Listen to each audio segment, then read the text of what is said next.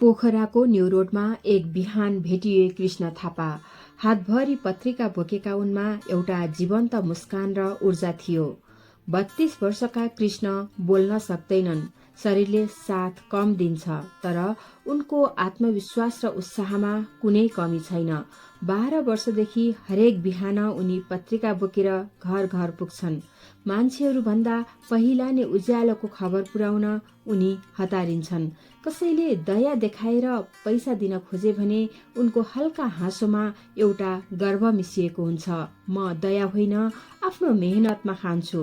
शब्दमा नआउने तर आँखामा झल्किने स्वाभिमान।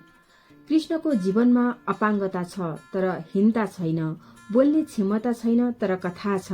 एउटा यस्तो कथा जसले भन्छ स्वाभिमानले भरिएको मान्छे कहिल्यै कमजोर हुँदैन। स्वाभिमान, यही हो कृष्णको पहिचान, यही हो उनको शक्ति, यही हो उनको जीवन।